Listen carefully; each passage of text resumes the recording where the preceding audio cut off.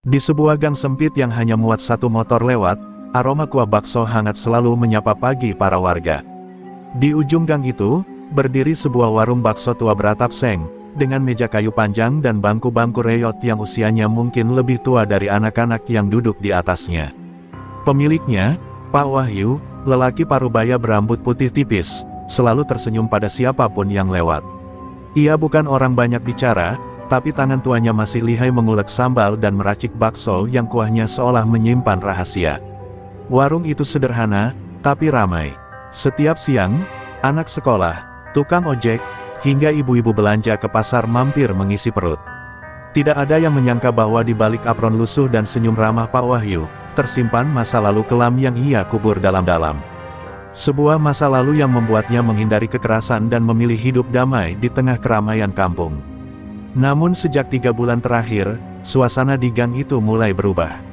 Sekelompok preman muda mulai nongkrong di dekat gerbang, menatap sinis setiap pedagang yang lewat. Mereka meminta uang keamanan, dengan alasan menjaga ketertiban. Tidak sedikit pedagang yang ketakutan, rela merogoh kocek demi menghindari masalah. Pak Wahyu, seperti biasa, hanya diam, pura-pura tak peduli. Tapi ia tahu, cepat atau lambat, giliran warungnya akan datang. Dan hari itu pun tiba. Togar, preman berbadan besar dengan rambut dicat pirang dan dada penuh tato, mendekat bersama 3 anak buahnya. Mereka tidak datang untuk makan. Mereka datang untuk menguasai. Wahyu, warung kayak begini rame tiap hari. Masa nggak ada rasa terima kasih buat yang jagain gang ini? Ucap Togar, suaranya serak seperti kawat gosok. Pak Wahyu meletakkan centong pelan. Ia menatap Togar tanpa ekspresi, lalu berkata pelan, "Saya hanya jual bakso, Mas. Bukan beli keamanan." Togar menyeringai, lalu menendang salah satu bangku hingga patah. Pengunjung yang sedang makan langsung bubar. Salah satu anak buahnya memecahkan toples kerupuk dengan sengaja. Pak Wahyu tetap diam. Ia tahu amarah mudah menuntun manusia pada jurang yang pernah ia coba tinggalkan. Tapi tangan tuanya mengepal perlahan, gemetar bukan karena takut, melainkan karena kenangan. Kenangan ketika tangan itu pernah mematahkan 3 tulang dalam satu tendangan. Setelah puas membuat kerusakan kecil, Togar menunjuk wajah Pak Wahyu. "Besok, uangnya siapin. Kalau enggak, warung ini tinggal kenangan." Mereka pergi sambil tertawa, meninggalkan warung berantakan. Warga hanya berani melihat dari kejauhan, tak ada yang berani membela. Mereka menganggap Pak Wahyu hanya seorang kakek lemah yang tak berdaya. Malam itu, Pak Wahyu duduk sendiri di sudut warung. Tangannya membersihkan pecahan toples yang berserakan, tapi pikirannya melayang jauh. Di balik rak piring, tersimpan kotak kayu yang belum pernah ia buka selama lebih dari 20 tahun. Di dalamnya ada sabuk hitam, piagam kejuaraan, dan foto lama. Ia berdiri gagah di podium, dengan medali emas menggantung di leher. Ia memandangi foto itu lama. Lalu, dengan suara lirih yang nyaris tak terdengar, ia bergumam, "Mereka tidak tahu siapa aku dulu." Pagi itu, udara masih basah oleh embun dan aroma kuah kaldu dari dapur warung Pak Wahyu mulai merayap pelan ke gang sempit. Meski warungnya rusak semalam, ia tetap membuka lapaknya seperti biasa. Warga yang lewat hanya bisa mengangguk dengan raut cemas, tak berani mengatakan apa-apa. Mereka heran, mengapa Pak Wahyu tidak melapor ke RT atau polisi. Tapi mereka juga tahu, kampung ini sudah lama dikangkangi oleh bayangan hitam bernama Togar. Anak buah Togar datang lebih awal dari biasanya. Wajah mereka pongah, penuh kepuasan karena mengira Pak Wahyu akan gentar. Salah satu dari mereka, pria bertubuh kerempeng tapi galak, langsung duduk di meja dan menggedor mangkuk dengan sendok. "Baksonya 2, tapi gratis." "Ya, buat ganti kursi yang kemarin," katanya sambil tertawa keras. Pak Wahyu menatapnya sejenak, lalu kembali ke dapur tanpa berkata sepatah pun. Warga yang lewat berhenti sejenak, menyaksikan suasana yang tak biasa. Mereka menahan napas ketika salah satu preman berdiri dan menyiramkan kecap ke lantai warung. "Wah, licin nih, bisa kepleset. Tapi jangan salahin kita kalau warung ini ambruk." Cemoohan itu disambut tawa liar teman-temannya. Namun Pak Wahyu tetap tenang. Ia meletakkan 2 mangkuk bakso di atas meja dengan pelan, lalu berbalik. Diam adalah senjata yang ia pilih hari itu. Togar tiba tak lama kemudian, dengan langkah angkuh dan tangan diselipkan ke dalam jaket kulitnya. Ia menatap Pak Wahyu dari ujung pintu, lalu tersenyum sinis. Wahyu, kemarin saya sudah baik, cuma kasih peringatan kecil. Hari ini saya ambil langsung, biar nggak lupa. 500.000. Sekarang, tangannya terulur, tapi Pak Wahyu tidak bergerak.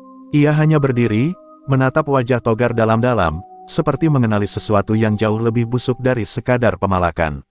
Aku tidak jual keamanan, aku jual makan. Kalau kamu lapar, silakan duduk. Tapi kalau kamu datang untuk merusak, pulanglah, ujar Pak Wahyu dengan suara yang tenang, namun berat dan dalam. Suasana langsung senyap, tak ada yang pernah mendengar suara Pak Wahyu seberat itu.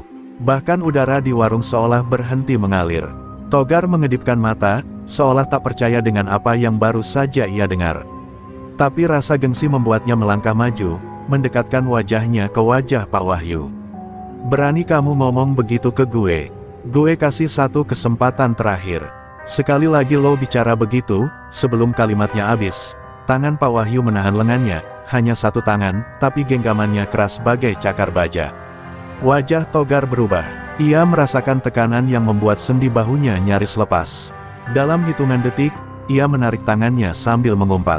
Tapi sebelum sempat bergerak lebih lanjut, Pak Wahyu melangkah mundur dan berkata, "Aku pernah patahkan tulang lebih banyak dari jumlah anak buahmu."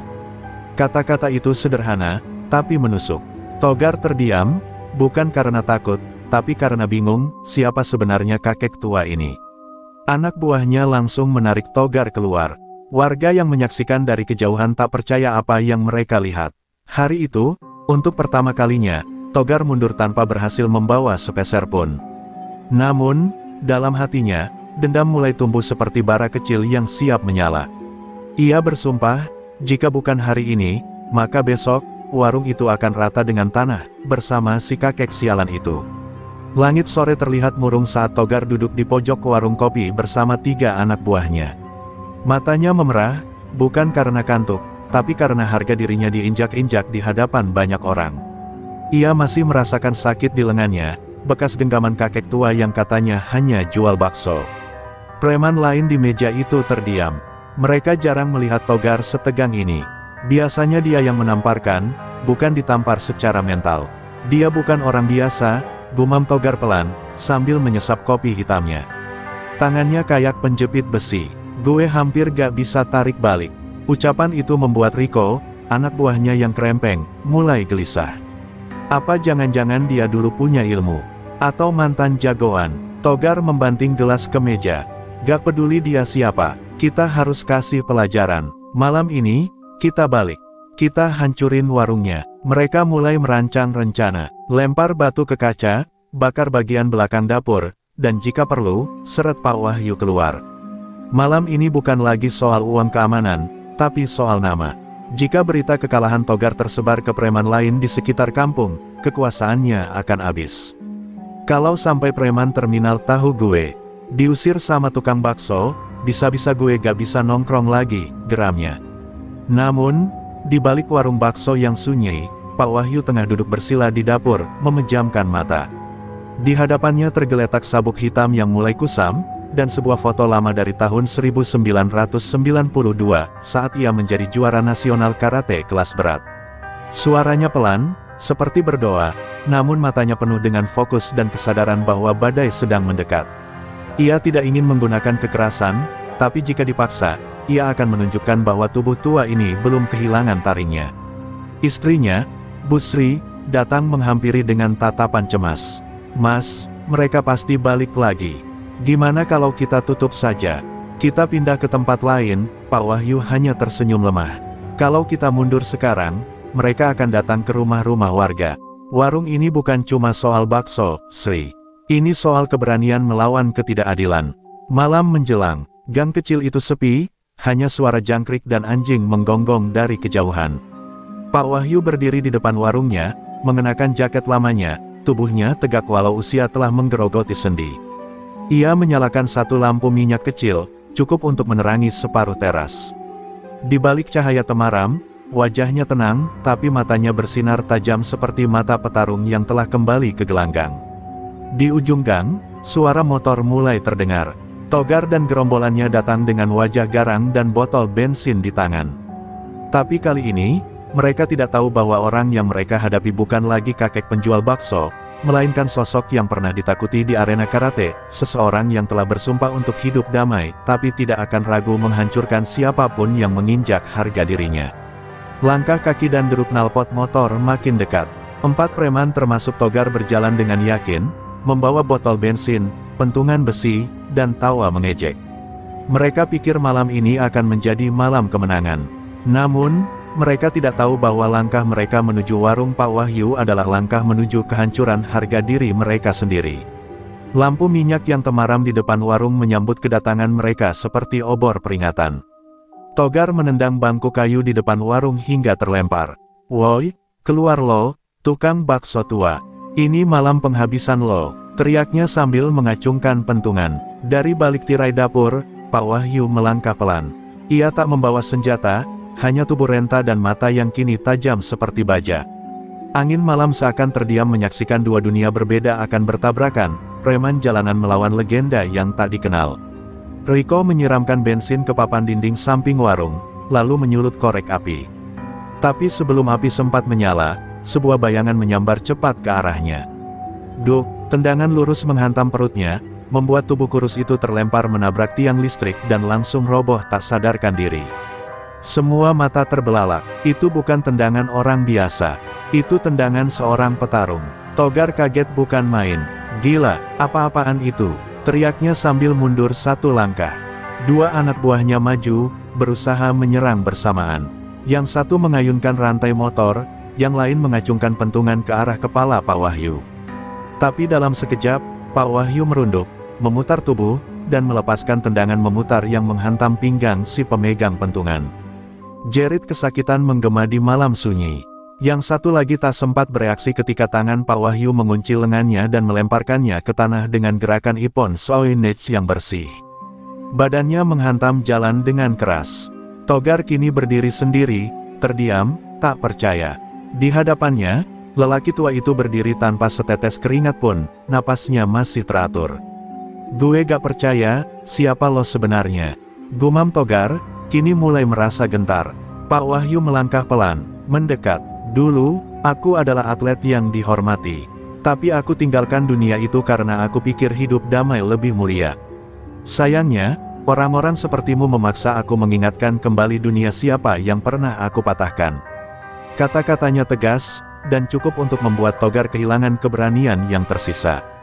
Ia mundur selangkah, lalu berbalik, dan kabur meninggalkan teman-temannya yang tergeletak. Suara motor Togar menghilang di telan gelap malam, meninggalkan 3 anak buahnya yang meringis kesakitan di tanah. Warga yang diam-diam mengintip dari balik jendela mulai keluar, mendekati warung dengan wajah campuran antara heran, kagum, dan takjub. "Pak Wahyu, beneran mantan jagoan ya?" tanya seorang bapak tua sambil menahan senyum. Pak Wahyu hanya menatap mereka sebentar, lalu memungut bangku yang tadi ditendang dan duduk kembali di depan warung. "Saya cuma tukang bakso," katanya sambil tersenyum. Tapi malam itu, semua warga tahu, bakso yang ia jual bukan sekadar makanan. Ia juga menyajikan pelajaran berharga tentang keberanian, keteguhan, dan bagaimana menghadapi kejahatan tanpa harus kehilangan kehormatan. Di sebuah bar remang-remang di ujung kota, Togar duduk dengan wajah kusut. Luka di bibirnya masih membekas akibat terjatuh saat kabur dari warung Pak Wahyu. Malam itu, harga dirinya jatuh sedalam-dalamnya. Bukan hanya kalah, tapi juga dipermalukan oleh seorang kakek tua di hadapan anak buah dan warga. Ia merasa dipaksa menjadi bahan tertawaan.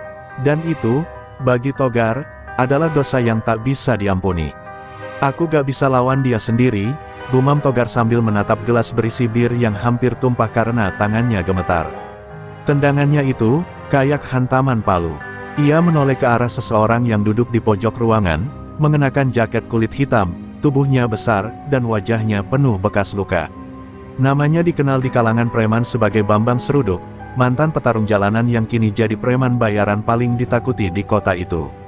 Bambang melirik Togar malas. "Jadi lo mau bayar gue buat urusin tukang bakso?" tanyanya dengan suara dalam. Togar menggertakkan gigi. Dia bukan tukang bakso biasa. Dia monster tua yang bisa bikin lo pulang dengan tulang patah kalau lo gak serius. Bambang tersenyum sinis. "Bagus, Udah lama gue gak hadapin lawan yang bisa bikin gue panas. Di sisi lain, suasana kampung mulai berubah. Warga yang sebelumnya takut kini mulai percaya diri. Mereka merasa punya pelindung tak resmi, Pak Wahyu si penjual bakso yang ternyata punya kemampuan luar biasa. Banyak yang datang bukan hanya untuk makan, tapi sekadar menyapa, memberi hormat, bahkan meminta saran. Warung bakso itu kini menjadi simbol perlawanan terhadap ketidakadilan. Namun, Pak Wahyu tahu bahwa semua ini belum berakhir. Ia bisa merasakan hawa dendam yang masih mengendap di balik diamnya malam. Mereka pasti akan kembali, tapi kali ini, mereka akan kirim orang yang berbeda, ucapnya kepada Busri. Istrinya menatap khawatir, namun tak berkata apa-apa. Ia tahu, suaminya sudah mengambil keputusan untuk melindungi kampung ini, apapun taruhannya. Benar saja, 2 malam kemudian, motor besar meraung memasuki gang.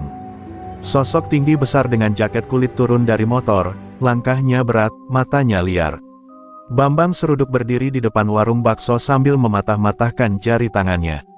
"Woi, lo yang namanya Wahyu," teriaknya sambil menendang papan menu hingga terbang ke jalan. Warga mulai mengintip dari jendela, napas mereka tercekat. Pak Wahyu keluar dari dalam warung dengan langkah tenang. Ia sudah tak memakai jaket, hanya kaos dan celana biasa. Tapi sorot matanya jelas, ini bukan saatnya damai. "Kau datang bukan untuk makan bakso, iya?" tanyanya tenang. Bambang menyeringai. "Gue datang buat hancurin lo."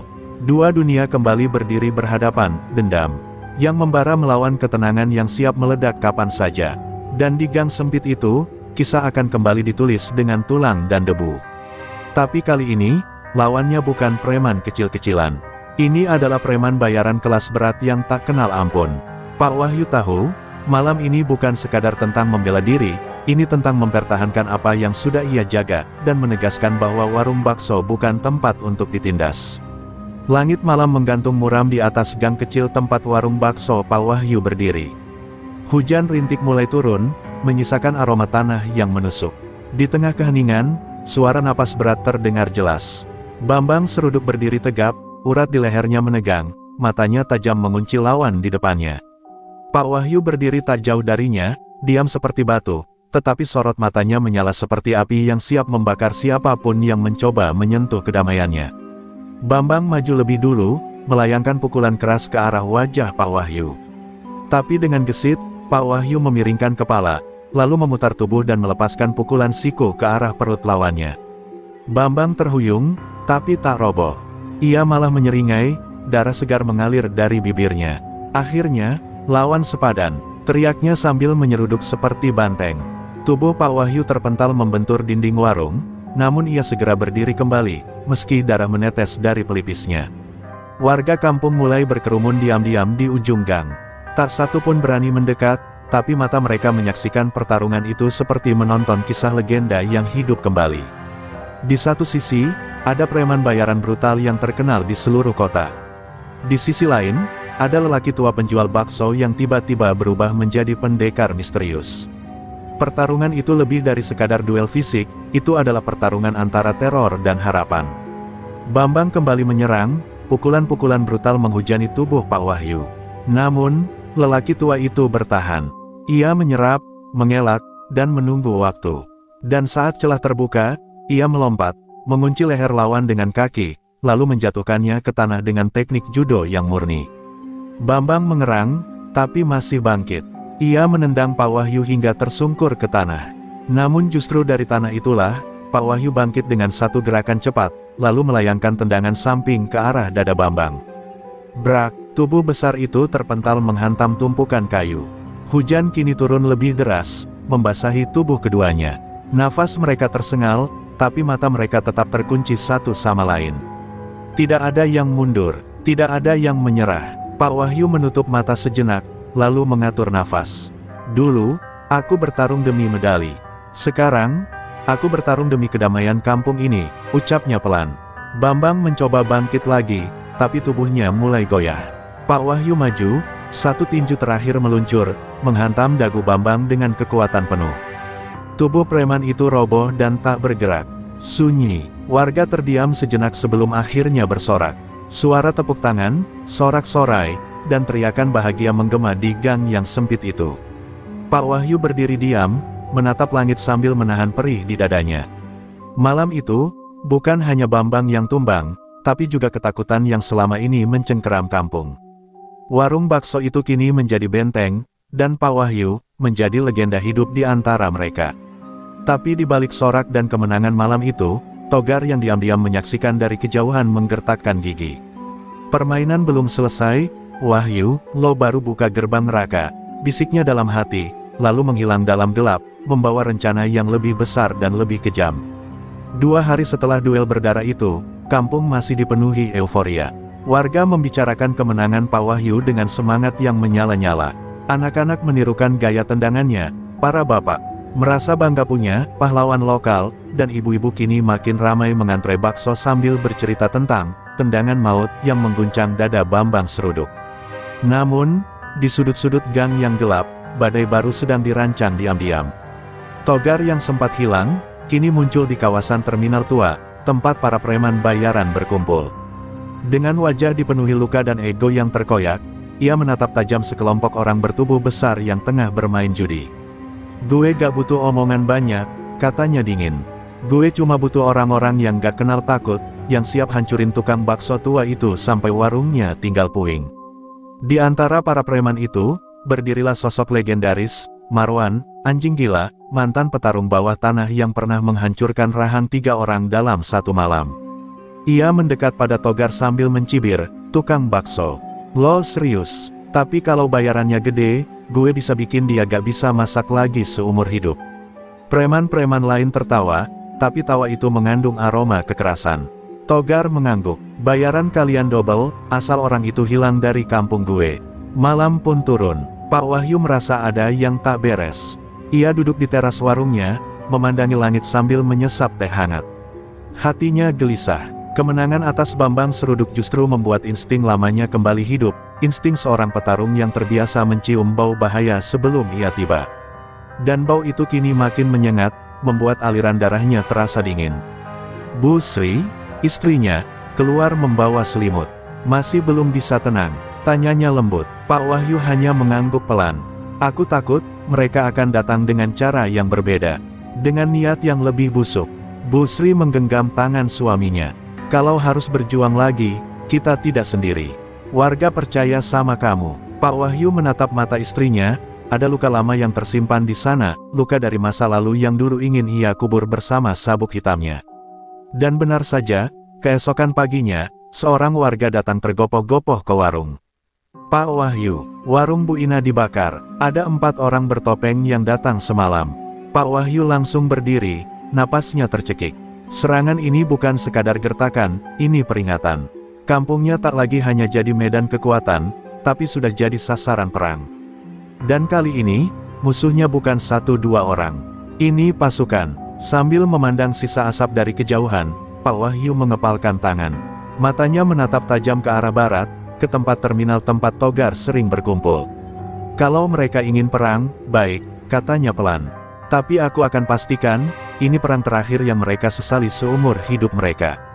Di ujung napasnya, masa lalu Pak Wahyu kembali hidup, sang pendekar karate yang dulu ditakuti, kini bangkit kembali demi tanah yang ia cintai. Malam itu, kampung terasa lebih sunyi dari biasanya. Warung-warung tutup lebih cepat, anak-anak tidak lagi bermain petak umpet, dan warga hanya saling pandang dengan tatapan cemas. Aroma ketakutan menyelimuti udara, membuat setiap langkah terasa berat. Api yang membakar warung Bu Ina bukan sekadar ancaman, tapi simbol teror bahwa pasukan Togar telah resmi menyatakan perang. Dan Pak Wahyu tahu, diam bukan lagi pilihan. Di dalam kamar, Pak Wahyu membuka sebuah peti tua yang selama ini tersembunyi di bawah ranjang. Di dalamnya, tergulung seragam karate putih yang mulai menguning, sabuk hitam bertuliskan namanya, serta sepasang sarung tangan tua yang dulu menemaninya di banyak arena.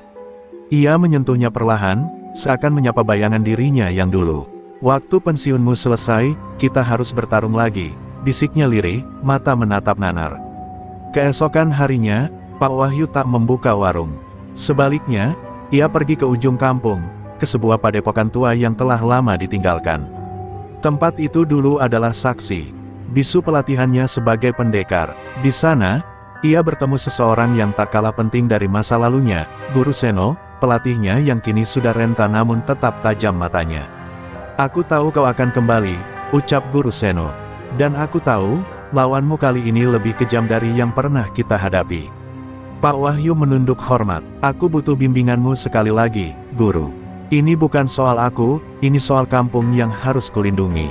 Guru Seno mengangguk, lalu tanpa banyak kata, ia menyerahkan sebilah tongkat kayu dan berkata, "Mulai dari dasar lagi. Kembali ke napas, kembali ke jurus. Esok hari, kamu tidak boleh lagi bertarung sebagai Wahyu si tukang bakso, tapi sebagai Wahyu sang singa tua." Sementara itu, Togar sudah menyusun rencana lanjutan. Ia memerintahkan Marwan, anjing gila, dan 2 orang lainnya untuk melakukan aksi penculikan. Target mereka adalah anak Bu Ina, sebagai alat tekan. Mereka menyusup malam hari, namun yang mereka tidak tahu, jalan yang mereka lalui sudah dijaga dalam diam oleh warga yang kini mulai percaya dan bersatu. Perlawanan mulai tumbuh, dan keberanian mulai bangkit dari debu ketakutan. Salah satu dari mereka berhasil ditangkap hidup-hidup. Warga mengaraknya ke lapangan, dan di hadapan semua, lelaki itu gemetar saat melihat Pak Wahyu berdiri tegak dengan pakaian latihannya. "Siapa yang suruh kamu?" tanya Pak Wahyu tenang, namun suara itu seperti petir di telinga si preman. Di bawah tekanan dan rasa malu, lelaki itu akhirnya berteriak, "Togar." Semua ini dari Togar. Kini semua jelas. Bukan lagi sekadar rumor atau bayangan, sumber teror telah disebutkan dengan lantang. Pak Wahyu memandang warga yang berkumpul, lalu berkata dengan suara lantang, "Kita tidak akan lari. Kita akan lawan, tapi dengan akal, bukan hanya otot. Dengan keberanian, bukan dendam." Dan malam itu, mereka mulai menyusun strategi. Sebuah perlawanan rakyat, dipimpin oleh seorang pendekar tua yang telah kembali dari masa tenangnya. Di kejauhan, Togar mendengar kabar tentang anak buahnya yang ditangkap dan rencana warga yang mulai bergerak. Ia tertawa sinis, tapi sorot matanya tidak tenang. "Wahyu, lo pikir ini cuma perang jalanan? Gue akan buat kampung lo jadi neraka. Lo belum lihat siapa sebenarnya gue," desisnya. "Perang ini baru saja dimulai, dan darah akan kembali tumpah." Subuh belum genap menyingsing ketika suara ledakan mengguncang langit kampung. Api membumbung dari pos ronda utama, sementara warga yang masih terlelap panik berhamburan keluar. Togar telah memulai serangannya, lebih kejam dari yang dibayangkan. Dengan pasukan bayaran yang berjumlah belasan orang, bersenjata parang dan pentungan, mereka menyerbu kampung dalam gelap, menghancurkan apapun yang dilewati. Jeritan terdengar dari sudut-sudut jalan, anak-anak menangis, dan para ibu berteriak mencari anak mereka yang tercecer. Pak Wahyu sudah bersiap. Dengan seragam karatenya dan sabuk hitam terikat kuat, ia berdiri di tengah jalan utama kampung, memblokir jalur para preman yang mendekat. Di belakangnya, puluhan warga, sebagian dengan bambu runcing, sebagian dengan alat dapur, berdiri gemetar namun tak mundur. "Hari ini bukan hanya tentang bertahan," ujar Pak Wahyu lantang. "Hari ini tentang harga diri kita sebagai warga kampung. Kita lawan." Marwan, anjing gila, maju paling depan, dengan tatapan buas dan rantai besi melilit tangannya. "Akhirnya kita ketemu, tukang bakso tua. Gue gak sabar remukin tulang lo." Tapi sebelum langkahnya sempurna, Pak Wahyu sudah melesat. Satu tendangan berputar menghantam dada Marwan, membuatnya terpelanting seperti karung kosong. Warga bersorak, namun para preman lainnya mengamuk, menyerang serentak. Pertempuran pun pecah. Jalanan berubah menjadi medan laga. Preman-preman menyerbu membabi buta, tapi warga bertahan dengan keberanian yang dipicu oleh teladan Pak Wahyu. Togar, yang berdiri dari kejauhan, mengamati dengan sorot mata merah penuh amarah. "Bodoh semua, lawan mereka dengan cara kita," teriaknya, lalu ia sendiri turun ke arena, membawa golok besar yang berkilat dalam cahaya api. Pak Wahyu dan Togar akhirnya berhadapan. Udara di sekitar mereka seperti membeku, semua orang menahan napas.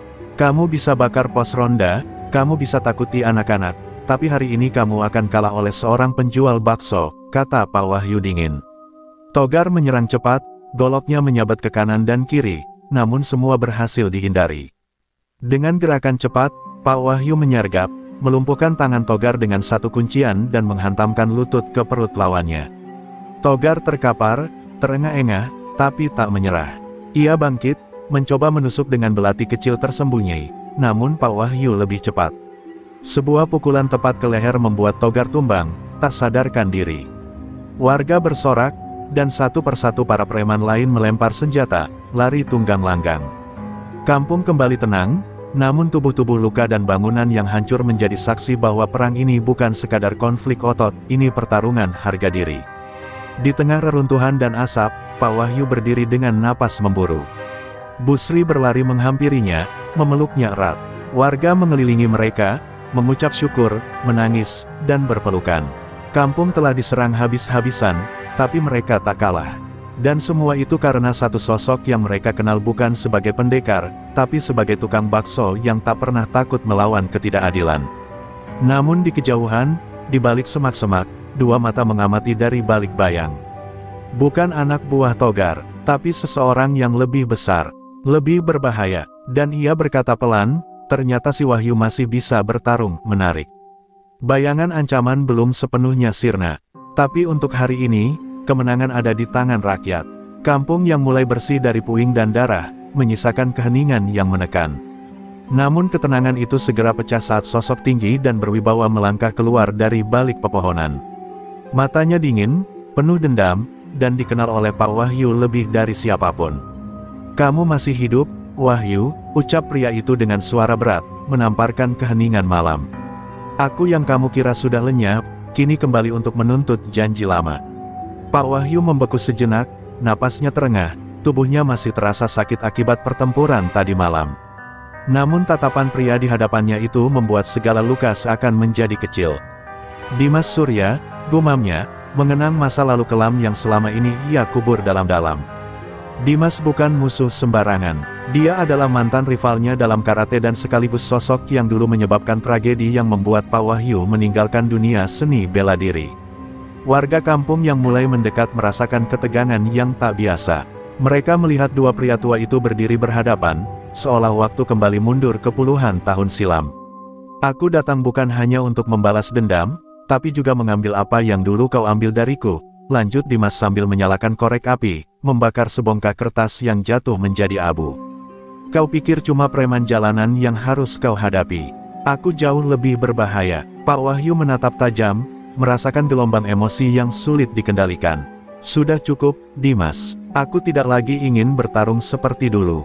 Aku hanya ingin hidup damai, melindungi kampung ini dan orang-orang yang kucintai." Tapi suara lembut itu tidak memadamkan bara api dendam yang membara di mata Dimas. "Damai?